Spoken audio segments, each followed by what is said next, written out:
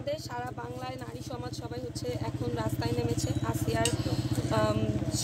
আসিয়ার ধর্ষকদের বিচারের দাবিতে।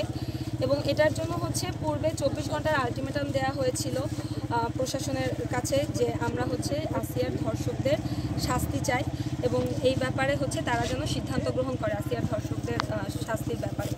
সেখানে আসিয়ার ধর্ষকের বিরুদ্ধে আসিয়ার মা মামলা করেছে, তার এছাড়াও প্রকাশিত হয়ে গেছে, কিন্তু আমরা তাদের থেকে কোনো আশ্বাসবাদী কিছু শুনতে পারিনি। হাইকোর্টে বলা হচ্ছে 180 দিনের হচ্ছে তাদের নোটিশ দেওয়া হয়েছে যে 180 দিনের মধ্যে বিচার কার্যকর করা, যেটা হচ্ছে জেনারেল টাইম পিরিয়ড বিচারে। কিন্তু এরপরেও এতগুলো মেয়ে যে রাস্তায় আছে, ঢাকায় আপনারা দেখছেন যে তোলপাড় হয়ে যাচ্ছে, রাজশাহী থেকে শুরু করে সকল বিশ্ববিদ্যালয়ে, তো তাদের উদ্দেশ্যে তারা কিছু বলেন। তো এখনও আমরা আসিয়ার ধর্ষকের বিরুদ্ধে তো আমরা দাঁড়াচ্ছি, একই সাথে পুরো বাংলাদেশে নারীদের সাথে যেসব নিপীড়ন ঘটে যাচ্ছে, লাঞ্ছনা ঘটে যাচ্ছে, এবং একই সাথে আমরা দেখেছি যে আমাদের সমাজে বর্তমানে অরাজকতা অনেক বেড়ে গিয়েছে আগের থেকে। আমরা সেসবের বিরুদ্ধে দাঁড়িয়েছি, আমরা তার সুষ্ঠু বিচার চাই।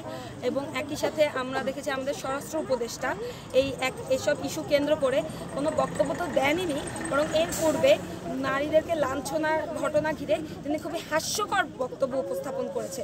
তো আমরা তার তীব্র নিন্দা জানাচ্ছি এবং আমরা একই সাথে স্বরাষ্ট্র উপদেষ্টার পদত্যাগ কামনা করি এবং এটা হচ্ছে আমাদের দাবির একটি। তো আমরা ধর্ষকদের শাস্তি চাই এবং একই সাথে স্বরাষ্ট্র উপদেষ্টার পদত্যাগ চাই।